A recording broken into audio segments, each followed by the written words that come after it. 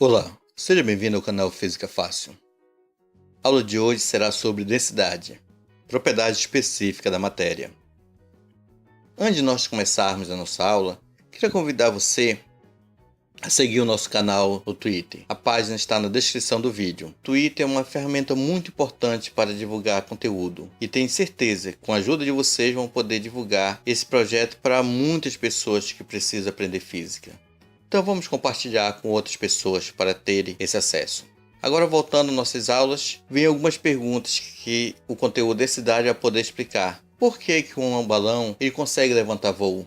Levantando pessoas, peso da estrutura do balão sem ter motor. E outra, o que pesa mais? 1 kg de algodão ou 1 kg de chumbo? Na verdade, os dois têm o mesmo peso. O que acontece é que o volume de algodão é muito maior do que o volume de chumbo, para que ambos possam ter 1 kg. E não vamos esquecer que 1 kg não é o peso de ambos. 1 kg é a massa de ambos. Para você descobrir o peso, você usa essa relação que foi estudada lá nas leis de Newton. O peso vai ser igual a massa vezes a aceleração da gravidade, sendo que a massa de ambos é igual a 1 kg. E a aceleração da gravidade é adotada igual a 10 metros por segundo ao quadrado. Dessa maneira, o peso vai ser 1 vezes 10, tendo que o peso de ambos é o mesmo, que vai ser igual a 10 newtons. O que significa isso, professor? Significa que a força para carregar 1 kg de algodão ou 1 kg de chumbo vai ser uma força de 10 newtons. Agora que já sabemos que tem o mesmo peso, podemos definir densidade. A densidade vai ser definida como a concentração de matéria num determinado volume. Quanto mais concentrada a matéria, maior será a sua densidade. Quanto menos concentrada, menor será a sua densidade. E a sua concentração vai depender da aproximação das moléculas. Quanto mais próximas as moléculas uma das outras, maior será a densidade da substância. Quanto mais distantes forem as moléculas uma das outras, menor será a sua densidade.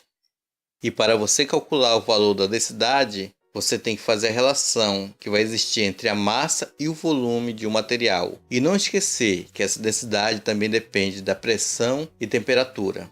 E a relação entre massa e volume vai ser dada por uma razão entre as duas unidades. Densidade vai ser igual à razão entre massa e volume. E densidade vai ser representada por D, massa por M e volume por V. É importante que a gente possa definir a unidade de medida de densidade. No sistema internacional, onde padroniza as unidades de medida, a densidade é medida em quilogramas por metro cúbico. Mas a mais utilizada é o grama por centímetro cúbico, ou o grama por mililitro. Existe uma relação entre os dois. 1 centímetro cúbico equivale a 1 mililitro. Agora que já sabemos as unidades de medida, vamos verificar algumas situações que às vezes se torna um mistério. Por que alguns objetos, quando são colocados na água, flutuam e outros afundam? Eu sei, professor. É porque os mais leves flutuam e os mais pesados afundam. Poderia ser, mas não é bem isso a resposta. Porque se nós formos pensar, uma prancha de surfista, ela é um pouco pesada, vai flutuar. Se você pegar uma moeda, como essa que está no fundo, tem menos de 100 gramas, e colocar na água, vai afundar. Então não é o peso. Se fosse o peso, a prancha afundaria. Então o que é, professor? O que faz com que os objetos flutuem e outros afundem? É a densidade. A densidade desses materiais. E por isso vamos verificar aqui uma tabela, onde apresenta a densidade de alguns materiais somente para que a gente possa dar essa explicação. Foi tomado como padrão a densidade da água, que equivale a 1 grama por centímetro cúbico. E a partir daí nós temos a densidade do álcool etílico até o ouro, sendo que do álcool etílico 0,79, menor do que da água. E do ouro 19,3 gramas por centímetro cúbico, muito maior que da água. O que significa isso, professor? Significa que se você pudesse ter um recipiente onde o volume fosse 1 centímetro cúbico e enchesse esse recipiente com água, quando você colocasse na balança, a massa seria igual a 1 grama, Se você pegar, tirasse a água e agora enchesse esse mesmo recipiente com ouro, aquele pozinho de ouro, e colocasse na balança, você vai verificar que ia dar 19,3 gramas. Ou seja, mais 19 vezes o da água. O peso para a mesma quantidade de ouro e água, de ouro é muito maior do que da água. Mais um exemplo para ficar bem ilustrado. Se você tiver um recipiente onde o volume é 1 litro, 2 recipientes. Um você enche com água e o outro você enche com ouro. Se você levar esse com água e colocar na balança, vai dar 1 quilograma. Se você levar o de ouro, vai dar 19,3 quilogramas. Ou seja, muito mais pesado. Então quer dizer que de acordo com a densidade, se for maior a densidade, maior será seu peso para a mesma quantidade. E quanto menor a densidade, menor será seu peso. Exatamente isso. Mas uma coisa importante também aí, que toda substância, todo material que tiver densidade maior que a água, quando colocar na água vai afundar. Todo material que tiver densidade menor que a água, quando colocar sobre a água vai flutuar. Agora entendi. Por isso aquele objeto flutuava e as moedas afundavam, porque a densidade do material que era feito as moedas era maior que a água. E daquele objeto que estava acima era menor que a água. Muito bem, pequeno gafanhoto. Está estudando, isso é muito bom. Professor, agora o senhor falou para a gente que a unidade de medida padrão no sistema internacional era quilogramas por metro cúbico. Como poderíamos fazer a transformação de gramas por centímetro cúbico para quilogramas por metro cúbico? Vou mostrar isso agora. É simples. Vamos pegar da água, que é 1 grama por centímetro cúbico, que pode ser colocado dessa maneira. Para você transformar para quilogramas por metro cúbico, é simples. É só você pegar esse valor aqui e multiplicar por 10 na 3. Ou 10 a terceira. Quando você acrescenta aqui a multiplicação por 10 a terceira, você vai ter já a unidade de medida em quilogramas por metro cúbico. Se você retirar esse valor, vai voltar para grama por centímetro cúbico. Isso você pode fazer para qualquer valor dessa tabela. Qualquer um que você multiplicar por 10 elevado à terceira, ou 10 na 3, você vai ter já a unidade de medida em quilogramas por metro cúbico. Entendi, professor. Então vamos continuar. Esse instrumento aí é que é utilizado para medir a densidade, conhecido como decímetro. Parece um termômetro, só que a unidade medida está graduada não na unidade de temperatura, mas sim na unidade de densidade, que é grama por centímetro cúbico. E ele mede a densidade de muitos líquidos.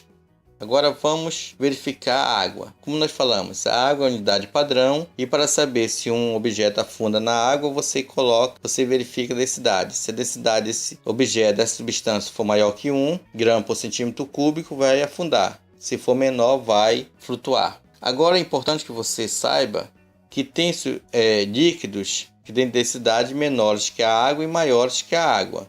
Para que afunde nesse líquido, o mesmo procedimento.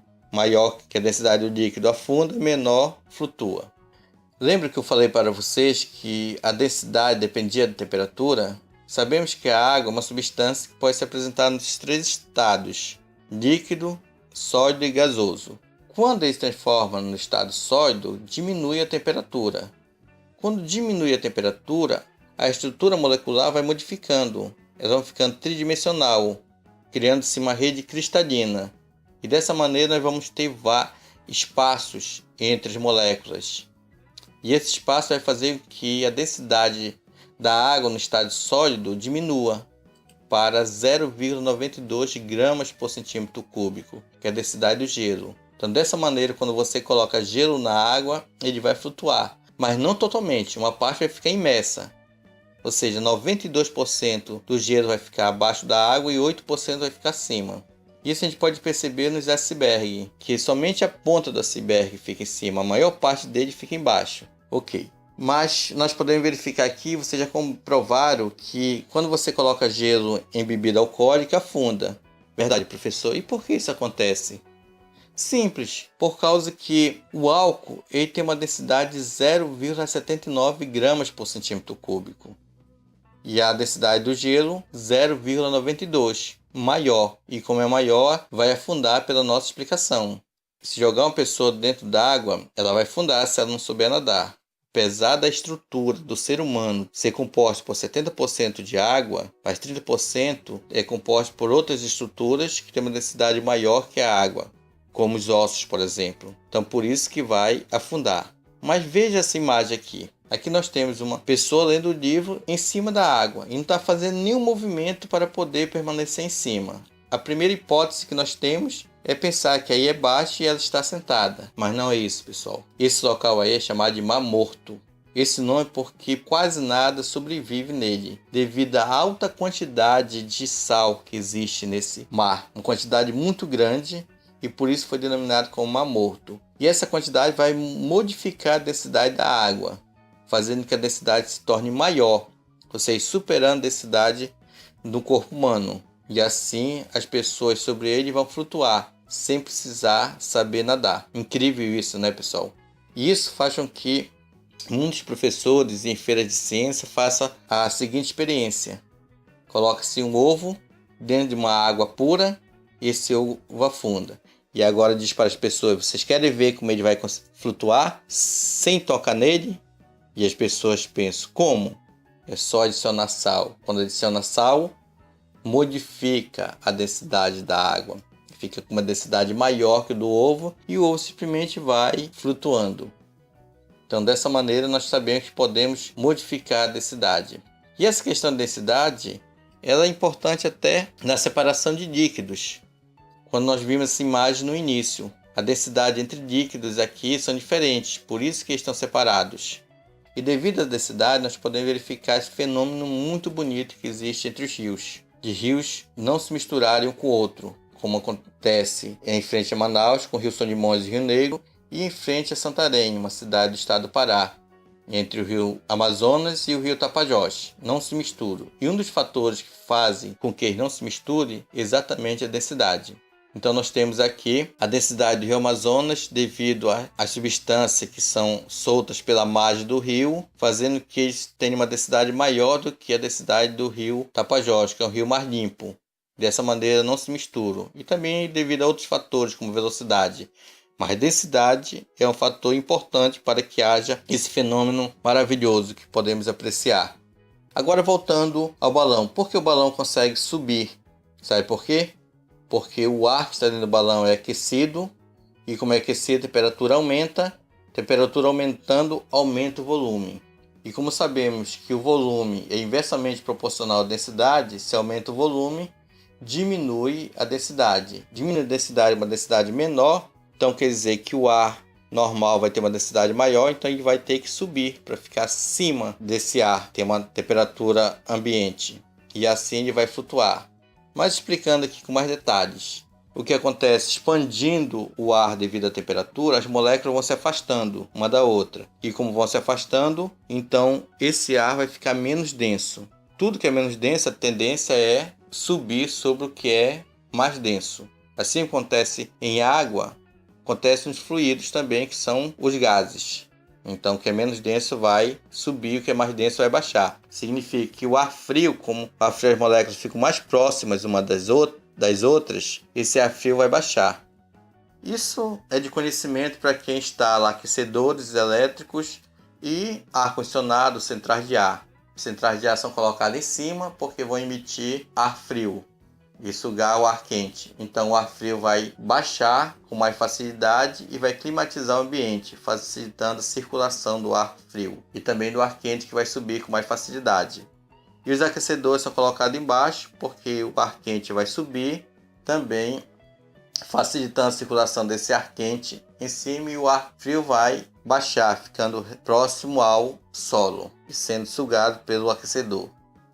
Aqui nós temos a imagem de uma pessoa deitada assistindo nosso canal, como vocês, e aqui uma central de ar colocada em cima, onde vai emitir ar frio, facilitando a circulação desse ar frio no ambiente, e o ar quente que está embaixo vai subir, facilitando também a circulação do ar quente. Dessa maneira, isso vai acontecer de uma forma mais rápida, climatizando o ambiente e diminuindo o consumo de energia, que é um dos fatores para que isso acontecesse. Se fosse colocar embaixo esse central de ar, ia ter que passar muito tempo para poder climatizar o ambiente e gastar muito mais energia, porque a circulação tanto do ar frio como do ar quente não seria feita com tanta facilidade colocando no alto. Dessa forma, podemos resolver a seguinte questão que caiu no Enem uma de 2016, que diz o seguinte: para a instalação de um aparelho de ar-condicionado, é sugerido que ele seja colocado na parte superior da parede do cômodo, pois a maioria dos fluidos, líquidos e gases, quando aquecidos, sofre expansão, tendo sua densidade diminuída e sofrendo deslocamento ascendente, ou seja, de baixo para cima. Por sua vez, quando são resfriados, tornam-se mais densos e sofrem de deslocamento descendente, como nós já vimos anteriormente. A sugestão apresentada no texto minimiza o consumo de energia. Por quê? Agora acabamos de explicar. Porque o ar frio ele desce com mais facilidade e descendo vai subir o ar quente, facilitando a circulação tanto do ar frio como do ar quente no ambiente, no cômodo. Então, se nós formos analisar cada uma dessas alternativas, vamos verificar que a única alternativa que está de acordo com a nossa explicação e que acontece na realidade é a letra D. Vai minimizar o consumo de energia porque facilita a circulação das correntes de ar frio e quente dentro do cômodo. Resposta certa, a letra D. E quem chegou até aqui, nos seus comentários, por favor, deixe a letra D para saber que você assistiu até o final. Obrigado pela atenção. Não se esqueça de se inscrever no canal e você que já está inscrito, seguir o canal na página do Twitter. Obrigado e até nossa próxima aula.